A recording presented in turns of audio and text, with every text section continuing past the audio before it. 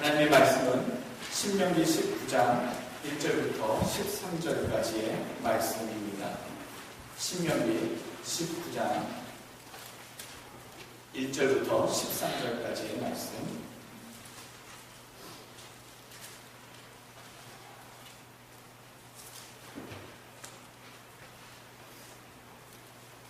교독하겠습니다. 내 하나님 여호와께서 이 열국을 멸절하시고 내 하나님 여호와께서 그 땅을 내게 주심으로 네가 필경 그것을 얻고 그들의 각 성읍과 각 가옥을 거할 때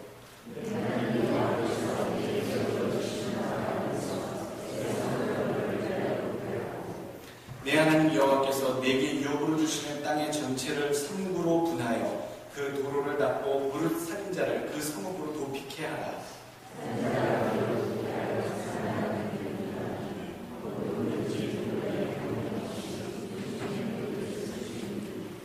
가령 사람이 그 이웃과 함께 벌목하러 산림에 들어가서 손에 도끼를 들고 벌목하려고 찍을 때에 도끼가 자루에서 빠져 그 이웃을 맞춰 그로 죽게 함 같은 것이라. 이런 사람은 그 성읍 중 하나를 돌피하여 생명을 보존할 것이니라.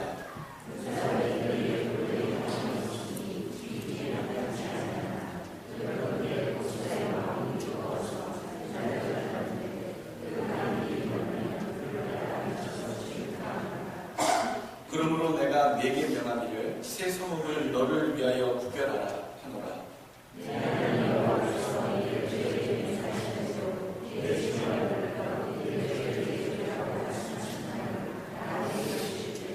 또 네가 나의 오늘날 네게 명하는 이 모든 명령을 지켜 행하여 내 하나님 여호와를 사랑하고 항상 그 길로 행할 때에는 이 셋 외에 새 성읍을 더하여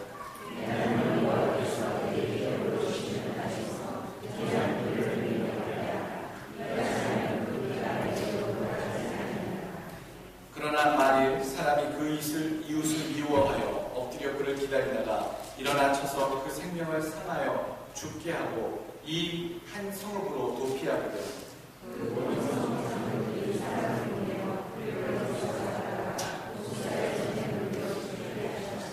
다음에 내 눈이 그를 긍휼히 보지 말고 무죄한 피를 흘린 죄를 이스라엘에게서 제하라. 그리하면 내게 복이 있으리라. 아멘.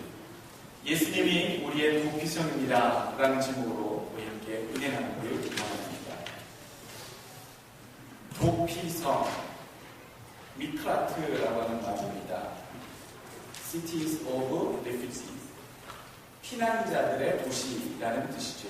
사실 그렇게 큰 규모의 도시는 아닙니다. 오늘 성경 다른 곳을 보게 되면 성은 성이지만 성읍, 즉 촌락의 어떠한 그런 구조를 갖고 있는 그런 불안의 단위를 얘기해주고 있습니다. 도피성이란 극단적인 피해 보복을 방지하기 위해서 하나님께서 만드신 그런 거처입니다. 극단적인 피해 복수, 즉 어떤 복수냐면요, 자기도 모르는 사이에 부지불식 가운데 다른 사람을 죽게 만든 자가 또 다른 사람으로부터 혹시 복수를 당하지 않도록 하기 위해서 하나님이 만드신 피난처라는 것이지요. 의심처입니다. 레위인들에게 속한 그런 지경입니다. 사실 요단강을 건널 때 또는 건너기 직전서부터 12지파에게 하나님께서는 각 지방에 대해서 지역에 대해서 분배해주는 그런 일들을 나중에 가나안 땅에 들어서 하게 되는데 이 레위인들에게는 분배되는 땅이 없었죠. 성경에는 하나님께서 레위지파에게 말씀하십니다. 나 여호와가 너희의 기업이다 라고 말씀을 하시지요. 그런데도 하나님 그 외에 특별히 레위지파에게 맡기신 그런 지경이 있었는데 그것이 바로 오늘 언급되고 있는 도피성, 그 성읍들이라는 얘기입니다. 요단강을 건너가기 전에 있는 그 지역에 세 곳이 있었습니다. 베셀, 길랏, 라못, 골란이라고 하는 그 지명에 그 지역에 이 도피성이 있었고요. 또 요단강을 건너고 나서 정복해 들어가면서 하나, 둘, 세 개를 더 만들어서요. 게데스, 세겜, 헤브론, 도합 6개의 도피성이 그 당시에 있었습니다. 그런데 오늘 성경에 보게 되면 너희가 지경을 넓혀 더 나아가게 되거든, 또 그 지경에도 하나님께서 축복해 주시거든 그 지경에도 더하여 이 세계를 세워라 라고 말씀해 주고 계시죠. 만약에 이스라엘 백성들이 더 정복 사업을 벌이거나 가나안 땅 이외의 지역을 하나님이 축복해 주시는 거로 말미암아 지경을 넓혔다면 도피성이 현존하는 도피성이 아마 9개였을 것이다. 그러나 성경에는 6개만 지금 전해지고 있습니다. 그만큼 요단강 동편과 요단강 서편에 하나님께서 말씀하신 대로 이스라엘 백성들이 도피성을 이렇게 세웠다는 것은 오늘 성경에 증거하고 있는 내용입니다. 자, 오늘 이 도피성이 과연 어떤 의미로 이스라엘 백성에게 하나님 갑작스럽게 세우라고 하신 그런 성읍들인가, 그 존재해야 할 이유는 과연 무엇인가를 여러분 먼저 짚어보고 넘어가셔야 합니다. 하나님이 말씀하신 이 도피성은요, 이스라엘 백성들이 살고 있는 그 땅에서 가까운 곳에 위치하고 있어야 되는 성읍이었습니다. 공식적으로 32km 이내에 하나씩 서로 간격을 두고 하나님께서 지정을 해주셨다라는 것이죠. 32km, 대략 그 거리는요, 하루길 걸어가는 그 거리입니다.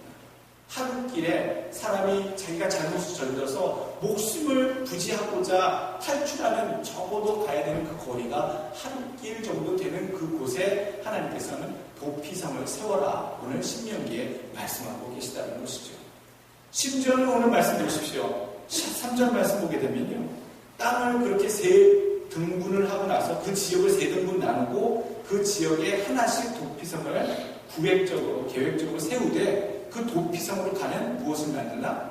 길을 만들라. 도로를 만들라. 그러니까 실제적으로 폭 14m의 도로를 도피성으로 갈 수 있게끔 이스라엘 백성들이 가장 먼저 가나안을 정복하고 들어가면서 했던 일들이 도피성을 세우는 일과 도피성으로 들어가는 길들을 닦는 일, 이런 일들을 하나님께서 명한 대로 행했다는 얘기죠. 참 묘한 하나님의 의도가 여기 지금 눈앞에 펼쳐지고 있습니다. 언뜻 보기에는 우리가 이해하기 조금 힘든 부분이지요. 도피성은 사람의 생명, 더 이상 무고한 자의 생명이 땅에 피를 흘리는 것을 하나님 원치 않는 그런 바람에서 시작이 되었습니다. 여러분, 한국의 그 형법에 보게 되면 자기도 모르는 사이에 우연적으로 또는 원하지 않았지만 실수로 다른 사람을 죽이게 되는 그런 죄를 과실치사라고 합니다. 실수나 과오로 인해서 사람을 사망하게 이르는 죄, 과실치사지요.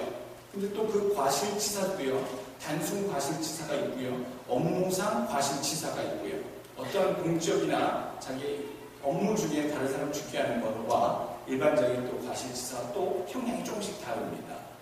과실치상은 다른 사람을 조금 다치게 하는 거라고 해서 사람이 구금되지는 않습니다. 감옥에 가지는 않습니다. 그러나 오늘 과실치사는 형법에 의하면, 일반적인 과실치사는 형법 267조에 2년 이상의 금고 또는 벌금 700만 원 이상을 내야 됩니다.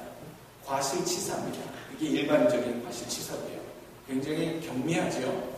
또 업무상 과실치사는요, 5년 이하의 금고, 즉 감옥에 가는 것과 2천만 원 이하의 벌금이 업무상 과실치사에 해당되는 형벌입니다. 이스라엘 백성들에게는 이런 형법이 그 당시까지만 해도 없었습니다.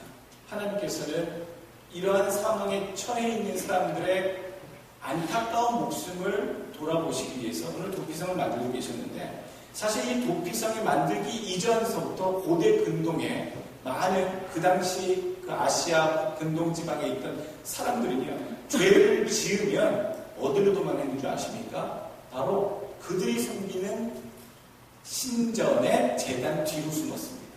그러니까 그 자기가 믿는 신 앞에 들어가서 그 신전 제단에 올라가서 신전의 우상을 붙잡고 있거나 신전 우상 뒤에 숨거나 그 제단 밑에 들어가서 자기의 목숨을 부지하기 위해서 숨는 그러한 풍습들이 사실 그 근방에 많이 있었다는 것입니다. 열왕기상 1장 50절 또 53절에 보게 되면 이런 부분도 나옵니다. 솔로몬이 왕 위에 올라가고요. 솔로몬의 형제였던 이 아도니아가 자기 동생이 왕이 되었다는 소식을 듣고 갑자기 자기 목숨이 두렵다는 사실을 느끼게 됩니다. 그리고 나서 이 아도니아가 도망간 곳이 어디입니까? 성전에 들어가 제단 뿔을 잡습니다. 53절 말씀 50절에서 아도니아도 솔로몬을 두려워하여 일어나 가서 제단 뿔을 잡으니 혹이 어떤 사람이 솔로몬에게 구하여 가로되 아도니아가 솔로몬 왕을 두려워하여 지금 제단 뿔을 잡고 말하기를 솔로몬 왕이 오늘날 칼로 자기 종을 죽이지 않겠다고 내게 맹세하기를 원한다 하나이다. 솔로몬이 가로되 저가 만일 선한 사람일지 될진데 그 머리카락 하나라도 땅에 떨어지지 아니하려니와 저의 가운데 악한 것이 보이면 죽으리라 하고 사람을 보내어 저를 제단에서 이끌어내리니 저가 와서 솔로몬 왕께 전하매 솔로몬이 이르기를 내 집으로 가라 하였더라. 솔로몬이 그 왕 위를 받고 나서 왕권에 오르고 나서 자기의 여러 가지 정적들에 대해서 결단하는 그런 상황들이 있었을 때에 아도니아가 위협을 받을 때에 느꼈을 때 성전 제단 뿔을 잡았다. 그 뿔을 잡고 맹세하라라고 지금 솔로몬 왕에게 자기 동생에게 요청을 하고 있는 것이지요.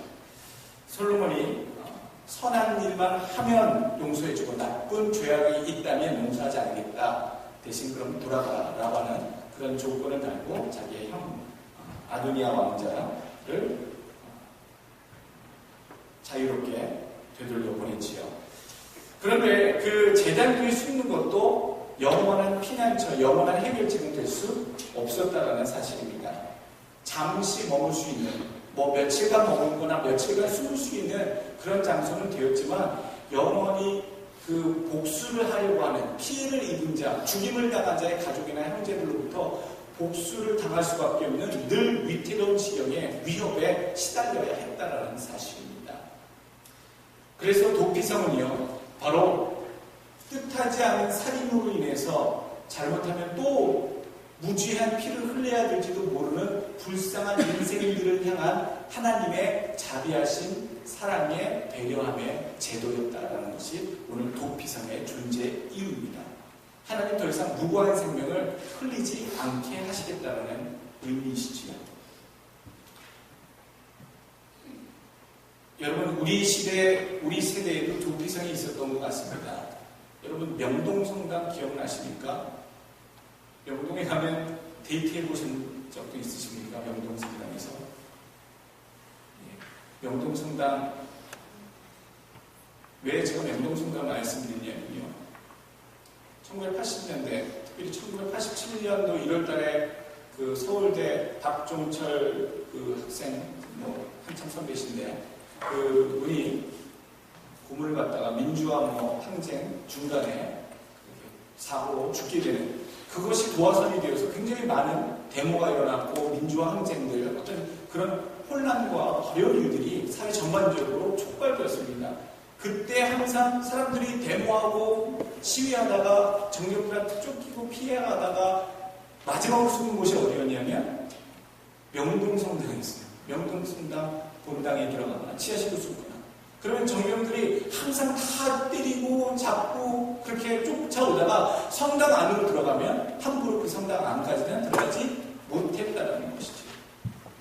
나중에는 전두환 대통령 시절에 언젠가 한번 그 명동성당 안에까지 들어가서 그 시위했던, 그때 학생들이었는지 그때 노동자들이었는지 모르겠는데 한번 들어가서 그 성당 안에 휘젓고 다니면서 정경들이 사람들을 연행해 갔던 적도 있었습니다. 그런데 그런 사건이 터지기 전까지 성당이라고 하는 개념은요, 마지막 절대자, 물론 우리가 조금 다른 의미의 하나님을 숨기고 있습니다만 하나님이 거하시고 계시는 성스러운 곳, 이곳에 인간이 피해 돌아왔을 때 그곳까지 침범하여 그의 생명을 어느 누구도 함부로 해할 수 없다라고 하는 사회적인 그런 보편적인 가치가 한국 사회에서도 존재했었다는 겁니다. 성당 안에 함부로 공권력이 들어갈 수 없었다는 거예요. 한 번은 또 들어가려고 했을 때 김수환 축구의 그 굉장히 유명한 기사가 났었지요. 정문 앞에서 성당 본당 바로 앞에서 정경들에게 했던 그 말이 아직도 기억합니다. 들어가려거든 나를 밟고 지나가라. 나를 밟고 지나가라.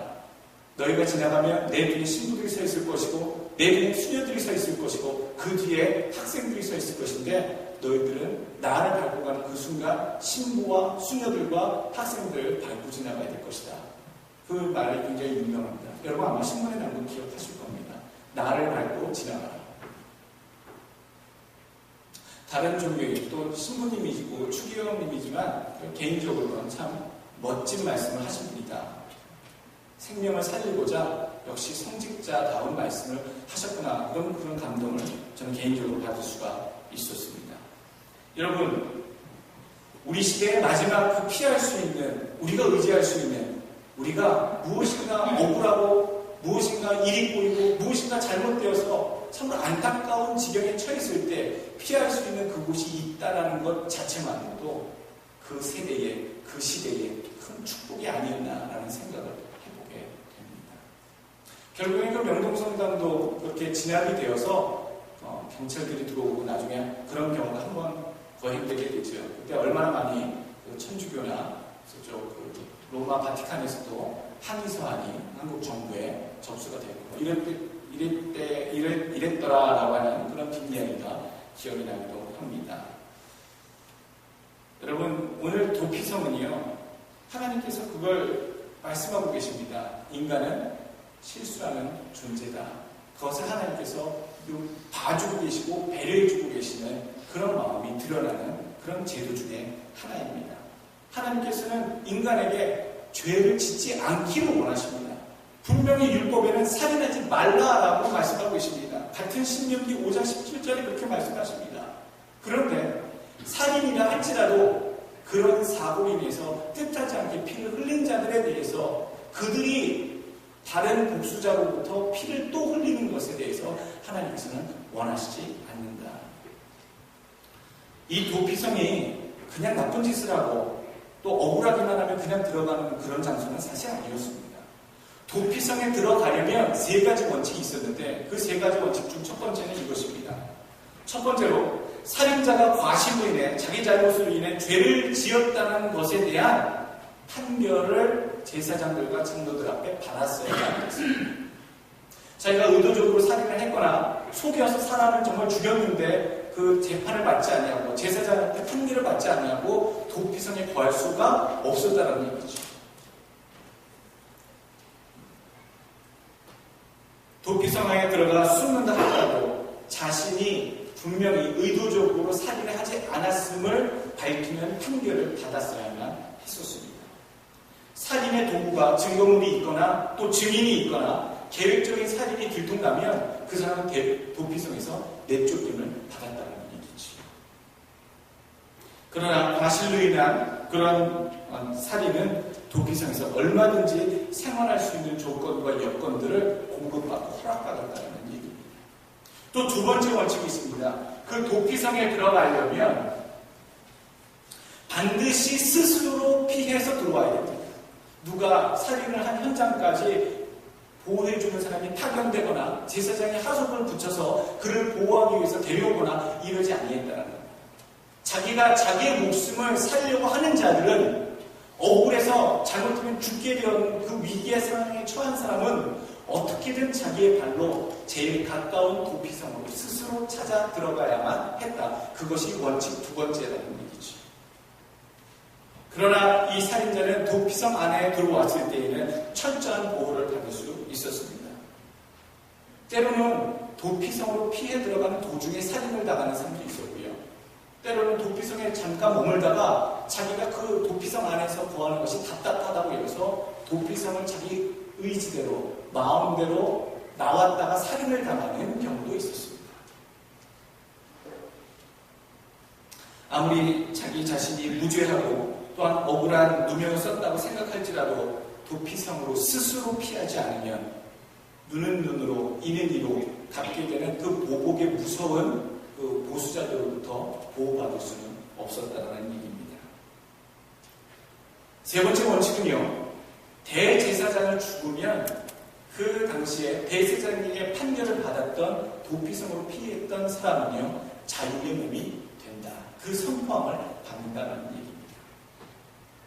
대제사장이 죽어서 사면령이 내려지면요, 보수자가, 즉 복수하려고 하는 사람이 그 예전에 자기가 찾던 살인자를 만나고 그 사람을 죽일 수 없도록 하나님께서 말씀하셨습니다. 민수기 35장 27절 28절에 나오게 됩니다. 대제사장이 그를 사면해주고 그에게 판결을 내려줬던 그 대제사장이 그 사람을 위해서 대신 죽었다라고 하는 상징적인 의미를 가지고 있기 때문에 대제사장이 연수가 다해서 또는 병들어서 아니면 늙어서 그 도피성에서 죽을 때에는 그 사람도 함께 죽은 것으로 여기고 더 이상 그 살인자에 대해서 다른 사람들이 복수하려고 달려들 수 없었다는 겁니다. 대제사장은 누구를 상징할 줄 아십니까? 그 대제사장은요, 바로 예수 그리스도를 상징합니다. 대신 죽어줬기 때문에, 대신 그 대가를 치렀기 때문에 어느 누구도 그 본인들에게 다시 피해 복수를 할 수 없음을 상징하는 행위가 이미 도피성에서 대제사장이 그 죄인을 위해, 살인자를 위해 죽는 그 죽음을 의미한다는 얘기입니다. 오늘날 누구든지 예수 그리스도의 십자가 아래 자기의 자신의 잘못과 과실을 아뢰고 고백하는 자는요, 용서받을 수 있게 된 원리가 여기서부터 시작이 됩니다. 누구든지 예수 안에 들어오는 자는 죄의 용서를 받습니다. 여러분들, 우리를 위해 주신 예수님께 귀한 마음, 감사의 마음 늘 품고 계실 주 이름으로 축원합니다. 오늘 본문의 말씀 보시게 되면 여러 가지 교훈이 우리에게 전해지고 있습니다. 오늘 본문 말씀 잘 보시게 되면요, 하나님이 참 사람의 생명을 존귀히 여기시는구나, 하찮지 않게 여기시는구나. 사실 피는 피를 부릅니다. 복수는 복수를 낳지요. 여러분, 고대 근동사회에 있어서 자기 가족이 누구에게 억울한 죽음을 당하거나 뜻하지 않은 사고로 죽임을 당하게 되면 어떻게든 그 남아있는 가족이나 친족들은요, 빠른 시일 내에 자기 가족이나 친족을 죽인 그 살인자를 찾아서 복수살인하는 것이 그 당시 풍습이었습니다. 그래서 이에는 이, 눈에는 눈이라는 원칙이 그대로 적용되었던 것이죠. 그것이 지금까지도 그 흔적들이 남아있어서 굉장히 치욕스럽게 가문의 어떤 것들을 여기게 되거나 그런 근원이 됐던 것을 행했던 그런 가족이 있거나 자녀가 있거나 형제가 있으면 그 가문에서 그 사람을 죽여버리는 그런 일들도 지금 진행이 되고 있습니다. 그것을 여러분들 신문에서 가끔 보시죠. 이슬람권에서 얘기하고 있는 명예살인. 자기 가족이 자기 집안을 더럽혔다고, 그런 봉제한 현장 가운데 그런 일들을 끌어들였다고, 부끄럽다고, 동네 사람을 보기 흉하다고 자기 아내를 또는 자기 자녀를, 자기 딸을, 아들을 이렇게 죽이는 이런 일들이 아직도 벌어지고 있다는 거예요. 하나님께서는 무고한 피 흘리시는 걸 정말 싫어하십니다. 무고하게 살인하고 무고하게 남을 해하는 것 자체를 하나님 정말 싫어하십니다. 여러분, 사람이 제각기 참 여러 사람이 있지만 여러분 한 사람 한 사람 하나님께서 하나님의 형상을 그 안에 담아 놓으셨다는 거예요. 하나님 닮게 그렇게 빚으셨다는 거예요. 그리고 하나님이 사람을 만드실 때 하나님의 생기를 넣어 놓으셨기 때문에 얼마나 존귀한 일인지 그 존재인지 모른다는 거예요. 그 존귀한 존재가 또 다른 복수자의 손에 의미 없이 피 흘리는 것, 그거에 대해서 하나님께서는 원치 않으셨다라는 것, 오늘 우리에게 교훈을 주고 있습니다. 여러분들의 생명을, 피조물들을, 하나님이 만드신 모든 것들을 아끼고 귀하고 소중히 여기시는, 특별히 사람의 생명에 대해서 더욱더 존귀함을 여기시는 여러분들 되시길 주 이름으로 축원합니다. 또 두 번째 우리에게 주신 깨달음이요, 하나님께서 우리에게 보여주신, 말씀하시는 이 성경 구절에 남아있는 이 하나님의 말씀의 태도와 뉘앙스입니다. 5절 말씀 한번 보시죠. 가령 사람이 그 이웃과 함께 벌목하러 살림에 들어갔는데 산에 올라갔어요. 나무하러. 손에 도끼를 들고 나무를 타려고 하다가 찍을 때에 도끼자루가 빠져서 옆에 있던 사람에 맞아서 그 사람이 죽어버렸다 치자. 그렇게 해서 살인한 그 사람은 도피성으로 피할 수 있다. 그 사람은 죄가 물론 없는 것은 아니지만 그 사람이 죽게 되는 것을 막아야 된다라고 하는 그 예를 5절 말씀에 하나님께서 친히 우리에게 말씀해 주고 계시다.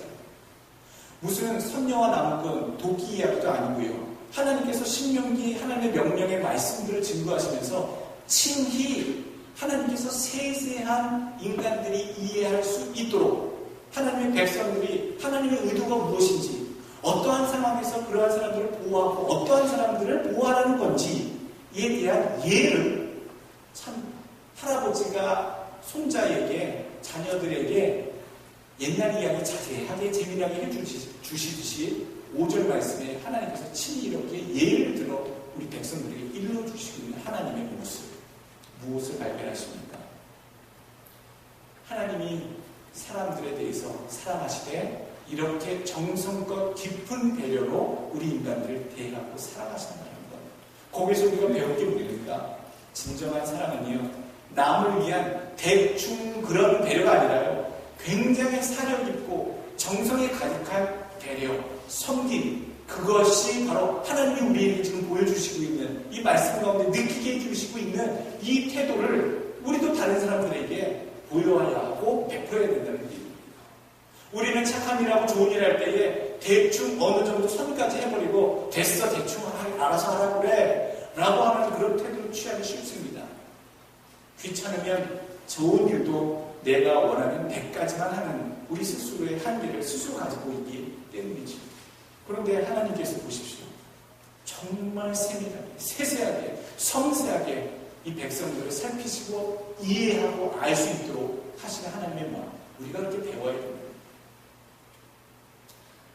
하나님의 이런 섬세한 배려하심을 깊이 배우시고요, 깨달으셔서 여러분들 주변에 식구들을 섬길 때, 형제들을 섬길 때, 교회 모든 성도들을 섬길 때 깊은 배려함이 있는 섬김이 되시길 주의 분 다시 한번 부탁드리겠습니다.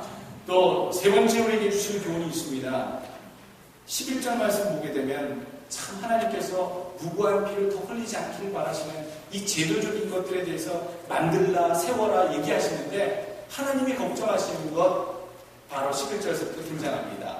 그러나 만일 사람이 그 이웃을 미워하여 엎드려 그를 기다리다가 일어나 쳐서 그 생명을 상하여 죽게 하고 이 한 성읍으로 도피하거든.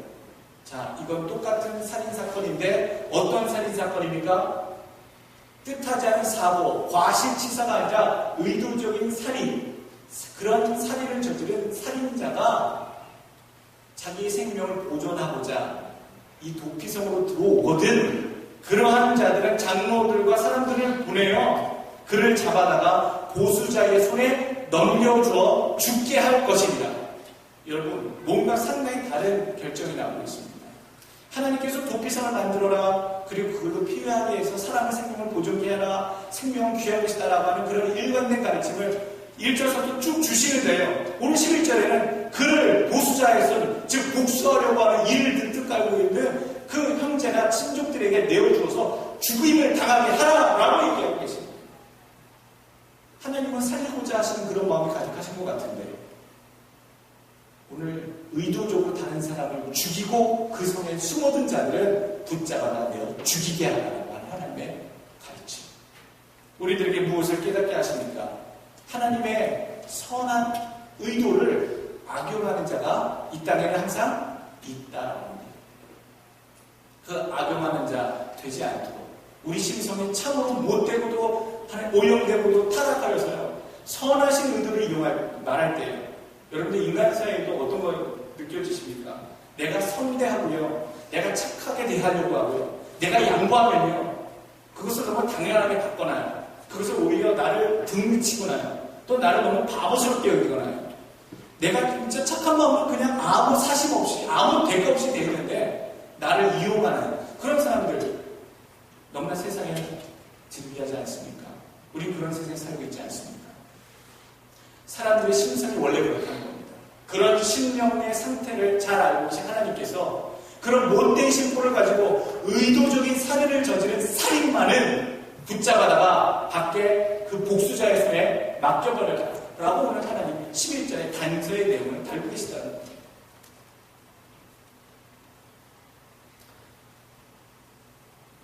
간교한 자의 그 오용을 막으시려는 하나님의 말씀이 분명히 나타나 있는 구절입니다.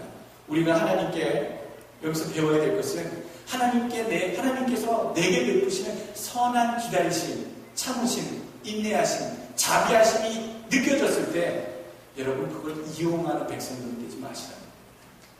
내가 나쁜 짓 해서 하나님 지금 참고 계시는 거 내가 알아.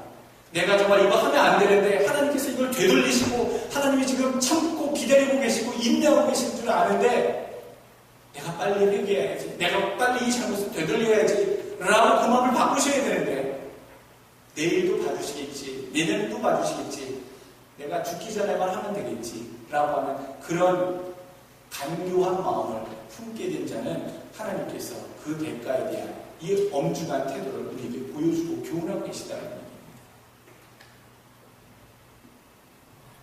네 번째 13절 말씀 한번 보시죠. 네 번째 교훈이 거기 들어가 있습니다. 내 눈이 그를 긍휼히 보지 말고 무죄한 피를 흘린 죄를 이스라엘에게서 제하라. 그리하면 내게 복이 있으리라. 여러분 삶 속에 분별력을 가지셔야 됩니다. 이 분별력은 무엇에 대한 분별력이냐면 특별히 사랑하는 것과 정의를 행하는 것에 대한 분별력을 크리스찬으로서는 분명히 갖고 계셔야 됩니다. 살아갈 때는요, 사람이 살아갈 때 여러 가지 사람의 모습을 보게 됩니다. 어떤 사람은 딱 보면 차가운 머리로 살아가는 사람들이 있고요. 어떤 사람은 딱 보면 참 뜨거운 가슴으로만 살아가는 사람들이 있는 것처럼 보이기도 합니다. 또 어떤 사람은 때로는 차가운 머리로 냉철하게 행동을 하다가 또 때로는 뜨거운 마음으로 느껴질 정도로 사람을 감동시키는 그런 마음의 그런 삶의 태도로 살아가시는 분도 봤습니다. 때로는 뜨거운 머리로, 차가운 머리로, 때로는 뜨거운 마음으로 인생을 살아가야 될 때가 있는데 어느 때에 문제가 되는 줄 아십니까? 차가운 머리로 그 현재의 상황을 직시해야 할 때 마음으로 대하는 사람 문제가 발생하고요. 또 뜨거운 마음으로 위로하고 같이 마음을 합하려 할 때 차가운 두뇌의 명철함으로 그 상황을 찬물을 껴안는 사람도 문제를 일으킵니다. 장례식장에서는요, 잔치자리에서는요, 뜨거운 마음으로 같이 울어줘야 되고 잔치식장에서는 기쁜 마음으로 즐거운 마음으로 하나같이 웃어줘야 됩니다. 이게 가슴으로 살아야 되는 상황이지요. 그런데 위기의 상황, 또 위급한 상황, 또 이머전시 정말 급박한 때의 순간의 결단이 중요한 상황에 뜨거운 마음으로 운운하며 인정에 대해서 얘기하는 사람은 골치 아픈 상황을 이끌어낼 수밖에 없습니다. 결단할 때의 위기의 때는요, 냉철한 두뇌, 차가운 이성의 판단이 필요한 때이지요. 결국 무엇이 문제냐면 사람이 처한 상황에 대한 분별력, 내가 마음으로 이것을 접근할 것이냐, 냉철한 두뇌로 지금 접근을 할 것이냐, 이것을 분별하지 못해서 그 상황을 혼동케 되는 경우가 우리에겐 참으로 많이 있다는 겁니다. 교회에서도 마찬가지입니다. 믿는 자들이 잘 분별해야 될 것은 하나님이 가지고 계신 성품 중에 하나인 사랑과 공의, 어느 때의 사랑의 태도로 우리가 대해야 되고 어느 때의 공의, 정의를 행하는 그런 마음으로 대해야 하는지에 대해서 오늘 잘 분별해야 된다는 것이죠. 하나님 무죄한 자를 무고하게 사람을 뜻하지 않게 과실로 사람을 죽인 자에 대해서는 하나님이 지금 마음으로 대하고 계십니다. 긍휼히 여김으로 대하고 계시지요. 그러나 의도적으로 살인을 하고 도망간 자들에 대해서는, 그런 살인마들에 대해서는 하나님께서 냉철하게 정의의 판단으로 그를 정죄케 하십니다. 그런 하나님의 태도, 그런 하나님의 자세, 입장을 우리도 똑같이 교회 내에서 우리의 삶에서 견지하셔야 되는 겁니다. 갖고 계셔야 되는 얘기죠. 인권에 대해서 굉장히 한국에서도 많이 이야기하고 인권에 대해서 많이 전 세계 선진국이나 어느 여기저기에서 사회에서 얘기를 많이 합니다.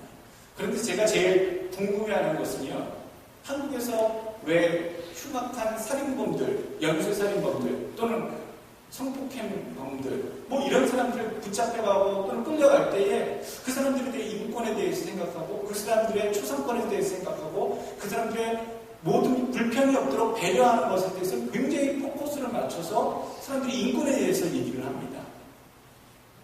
왜 범죄자에 대한 인권만 얘기하고 죽은 사람들이나 죽은 자의 가족이나 친척들에 대한 인권을 얘기하지 않는지, 왜 범죄자의 인권만 인권이고 그는 보호를 받아야 되고 그의 정보와 신상은 가려져야 되고 이래야 되는지에 대해서 간혹 의문이 들기도 합니다. 속으로 생각하죠. 인권은 사람이 누릴 수 있는 권리인데 저 사람은 살인마지 사람이 아니다. 정상적인 사람이라면 어떻게 저 수없이 많은 사람들을 죽이고 다닐 수 있어요? 저 사람은 더 이상 사람이 아니다. 저 개인적으로 그런 생각들을 해보게 됩니다. 한국에 대해서 그런 인권에 대해서 많은 논란들이 있게 되는 것은요, 바로 이 인권을 어느 순간에는 국민한 마음, 즉 마음으로, 가슴으로 대해야 될 부분인데, 또는 내철하게 생각해야 될 부분인데, 이 상황과 저 상황을 분별하지 못하고 인권에 대해서 적용을 할 때에 우리가 많은 사람들 앞에 불평이 나올 수밖에 없는 그런 모순이 현장에서 나오게 된다는 얘기입니다. 예수 믿으신 여러분들, 사랑과 정의가 여러분들 삶 속에서 적절히 분별되어서 행해지실 수 있도록 하셔야 합니다. 또 우리에게 주시는 다섯 번째 우리에게 주시는 교훈은요, 무슨 일이든지 항상 자신의 동기를 살피라라는 얘기입니다. 하나님께서 그 결과를 보시는 것보다는 그 동기를 좀 더 보십니다. 그래서 모든 사람의 동기와 중심을 보시면 하나님 판단하십니다. 똑같이 살인을 저지르는 것은 마찬가지고 피 흘리는 것이 마찬가지지만 어떤 동기가 있었느냐, 어떤 의도를 했었느냐에 따라 한 사람은 하나님이 살려주시려고 그 편을 들어주시고요. 어떤 사람은 하나님이 그를 정죄해서 죽게끔 만드시는, 결국 우리가 어떤 동기와 어떤 판단을 가지고 행위를 하느냐, 이것이 하나님 앞에 선 자들의 모습이다라는 얘기입니다.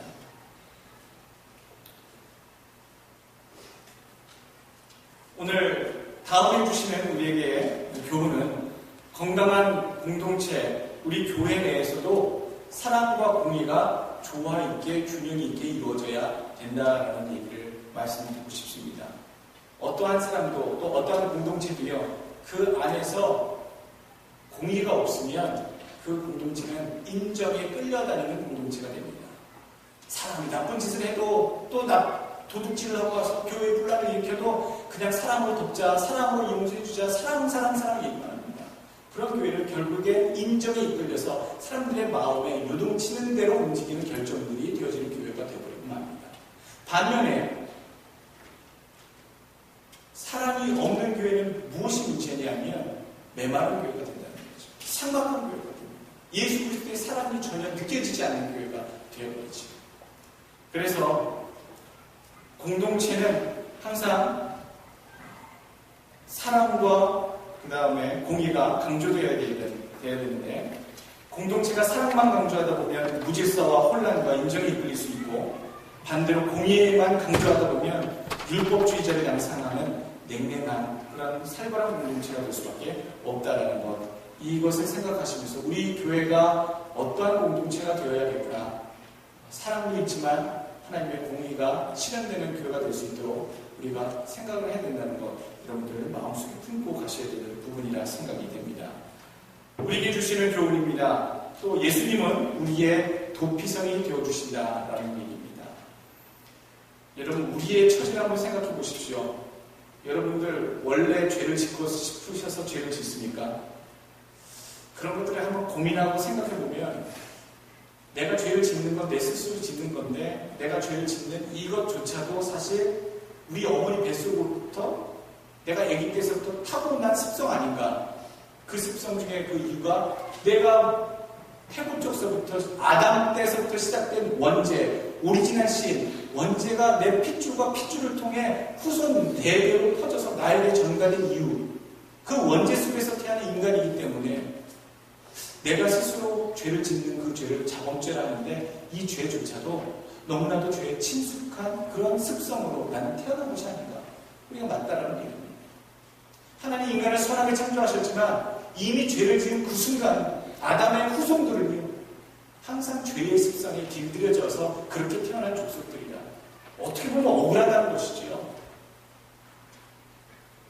원래 그렇게 태어났습니다. 죄의 자손으로 태어났으니까 하나님한테 좀 항변하고 싶은 부분도 있습니다. 하나님, 우리 원죄에서 벗어날 수 없는 그런 비싼 인생들로 인간들이 되어버리지 않았습니까? 노아 할아버지 때문에, 아니 아담 할아버지 때문에. 근데 할 말이 없게 됐습니다. 어떻게 하면 좋지요? 예수 그리스도께서 그래서 이 모든 것들을, 제사장이 모든 것들을 대신해서 선언을 하여 버리고 자기가 죽을 때에 그 사람의 생명과 같이 죽어버리는 대표로 죽음을 맞이하는 것과 같이 예수 그리스도가 십자가에서 우리를 위해 대신해서 다 죽었음을 성경은 우리에게 일러주고 있기 때문입니다. 그래서 우리는 지금 자유자입니다. 마음껏 다니실 수 있습니다. 마음껏 행하실 수 있습니다. 우리의 신분이 달라졌다는 것이죠. 예수 그리스도 안에 있는 자들, 도피성에 계속 머물러 있을 수도 있었고 그 도피성에 나올 수도 있었습니다. 그 제사장이 죽은 자들이에요. 그러니까 여러분들, 우리의 지금 상태가 어떤 것이냐면 예수 그리스도로 말미암아 이미 자유함을 얻은 자들입니다. 그리고 그의 인도하심과 보호하심을 늘 받는 자들이죠. 예수님께서 여러분들의 도피성이 되어주심에 감사를 느끼시고, 그럼 우리가 느끼게 될 것은요, 단 두 가지입니다. 바로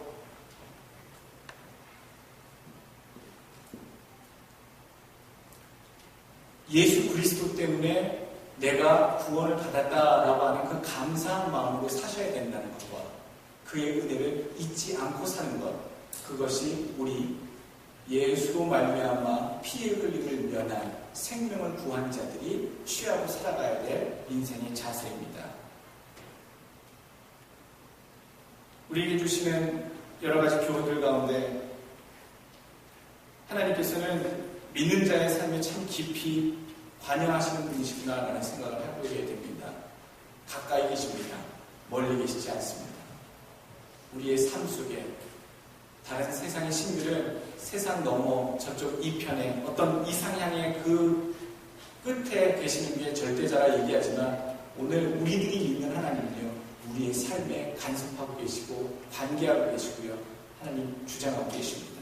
그런 하나님을 여러분 믿으시고, 하나님 나의 삶에도 하나님 간섭해 주세요.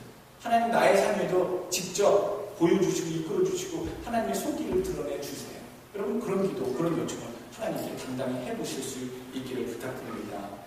또 마지막 11절 보게 되면 우리가 얻어야 될 교훈이 있는데, 범죄의 심각성을 우리는 깨달아야 됩니다. 범죄가, 나쁜 짓을 안 하면 범죄가 아니라 나쁜 마음을 갖는 것 자체가 범죄라는 겁니다. 범죄의 3단계를 11절에는 얘기해 주고 있습니다. 11절 한번 보시죠. 그러나 만일 사람이 그 이웃을, 자 여기 나옵니다. 미워하고 엎드려 그를 기다리다가 일어나 치자. 이 세 문장, 한 문장 속에 나와 있는 세 동사를 주목해서 보십시오. 미워하는 것, 범죄의 시작이고요. 그리고 기회를 참고 기다리는 것, 범죄의 그 과정이 벌써 진행되고 있다는 겁니다. 세 번째 기회가 왔을 때 그것을 행해서 살인을 저지르는 것. 지금 이 하나님께서는 11절 말씀을 통해 범죄가 일어나는 이 과정을 한 절로 축약하시면서 얼마나 쉽게 범죄가 마음을 갖는 것부터 시작해서 그 결과로 드러나는지에 대해서 한 문장으로 표현하고 계세요. 그냥 미워하는 마음만 품는 것만으로도 금세 살인으로 연결되고 있는 걸 얘기해 주고 있다는 것이죠. 보복하는 마음은요, 복수하는 마음은 성도가 품어서는 안 되는 마음입니다. 여러분 많이 당하셨습니까? 많이 상처받으셨습니까? 많이 속상한 일을 어느 누군가로부터 받으셨습니까? 두고 보자 하신 분들은 큰 죄를 짓고 계신 분입니다. 내가 언젠가 어떻게 되나 보겠어. 두고 보자, 이거 그냥 하는 말이 아니라 이 11절 말씀에 비추어 보면 심각한 범죄의 첫 번째 단계에 들어가 계신 겁니다. 오늘 예수님께서 우리에게 이렇게 말씀하십니다. 마음속으로도 미워하지 말라고 얘기하십니다. 마음으로 미워하는 것 자체가 살인이라 말씀하셨습니다. 요한일서 3장 15절에 그 형제를 미워하는 자가 다 살인하는 자니, 저는 이 말씀이 처음에 와닿지는 않았습니다. 그냥 미워하는 마음으로 들 수도 있는 거지. 좋아하는 사람도 있고 미워하는 사람도 있고 이게 인간 세상 아니겠어? 라고 대수롭지 않게 생각했는데, 미워하는 것만으로도요, 그것을 상대방이 느끼는 것만으로도 저 사람을 죽이는구나. 미움을 받은 사람들이 가서 뛰어내려서 자살하는 것, 내가 직접 죽이진 않았어도 그 사람이 자살하게끔 만드는 그 장본인 가운데 내가 될 수 있다는 겁니다. 그 형제를 미워하는 자마다 살인하는 자마다 영생이 그 속에 거하지 아니하는 것을 너희가 아는 바라. 레위기 19장 17절 너는 네 형제를 마음으로 미워하지 말며 이웃을 인하여 죄를 당치 않기로 반드시 그를 책선하라. 착한 말로 지도하라가 책선입니다. 착한 말로 깨닫게 인도해 주라라는 얘기죠. 오늘 예수님은 우리의 도피성이 되십니다 라고 하는 이 본문의 제목을 가지고 여러분 깨닫기를 원하는 것들을 정리해 보려고 합니다. 첫 번째, 우리가 온전히 의지할 피난처는 의지할 분은요, 부모도 아니에요, 친구도 아니에요. 때로는 그럴 수도 있지만 온전하신 우리의 의지처는 바로 예수 그리스도밖에 없다는 것입니다. 여러분들 그거 믿으시기 바랍니다. 여러분 돈 믿지 마십시오. 은행장도 믿지 마십시오. 집 한 채 있다고 여러분 너무 믿지 마십시오. 한국에 땅 좀 있으십니까? 너무 믿지 마십시오. 여러분 든든한 남편이 있고 든든한 직장이 있습니까? 잘 나가는 사업 계십니까? 너무 믿지 마십시오. 한순간에 바뀌어지는 것이 인생이고요. 없다가 있고 있다가도 없어지는 것이 인생의 진리라고 세상에서도 말하고 있습니다. 여러분 우리가 진정 의지하고 마음을 많이 두고 있어야 될 분은 오직 예수 그리스도 한 분밖에 안 계십니다. 그분이 예수님이 되시길 여러분 간절히 축원합니다. 또 두 번째, 늘 가까운 곳에 계시다는 사실 무엇을 얘기해 줍니까? 그 가까운 곳에 계신 그 도피처 되신 예수님을 스스로 찾아가야 된다고 했던 그 교훈은 바로 우리 스스로가 예수님께 나가야 된다는 얘기입니다. 주님 팔 벌려 기다리고 계십니다. 탕자는 자기 아버지가 돌아올 것을 찾아올 것을 바라는 것보다 자기가 아버지께로 돌아가는 것이 상책이었습니다. 그게 맞는 선택이었습니다. 잘못함이 있고 방황이 있고 부족함이 있을 때, 죄를 저질렀을 때 주님께 나아가는 것, 여러분 스스로 나아가는 것, 그것이 믿음이고 굳게 순종하러 나가는 겁니다. 찾아가시는 여러분 믿음 되시길 부탁드립니다. 또 세 번째 경우는 뭡니까? 도피성 가운데 머문 인생, 도피성의 은혜를 받은 사람들은 평생 그 은혜와 감사를 잊지 말고 살아야 됩니다. 입에서 불평이 나오기 시작하십니까? 여러분들 구원의 감사를 생각하십시오. 하박국의 구원의 감사, 구원의 하나님을 인하여 기뻐하리라 라고 하는 상황이 어떻게든 뒤엎어지든 어려워지든지 간에 나는 나를 구원하신 여호와 하나님을 인하여 나는 늘 감사하는 마음 기뻐하겠다라고 고백하는 그 다짐, 여러분들의 다짐 되시길 다시 한번 축원합니다. 마지막으로요, 우리는 진정성으로 하나님 앞에 내 죄, 내 부끄러운 것들, 잘못들을 늘 아뢰고 주님께 가지고 나와 용서를 받는 그런 사람들이 되어야 됩니다. 그런 죄에 대한 결단하는 그 죄악에 대해서 끊어버리겠다고 하는 그런 단호함을 분명히 갖는 사람들이 되셔야 됩니다. 하나님께서는 부지불식 가운데 죄를 지은 사람은 용서하시지만 의도적으로 죄를 지은 자에게서는 하나님 그 대가를 치르게 하시는 하나님이십니다. 여러분들 하나님 앞에 우리들의 잘못과 죄악과 범죄함이 있는 주의 십자가 그늘 아래, 그 아래를 그리스도의 보혈로 다시 한번 새롭게 되고 용서함을 받는 여러분 되시길, 도피성 되신 예수의 안에 거하시는 여러분 되시길 주의 이름으로 축원합니다. 기도하겠습니다. 함께 기도할 제목은 우리 하나님, 내가 세상에서 예수 그리스도 그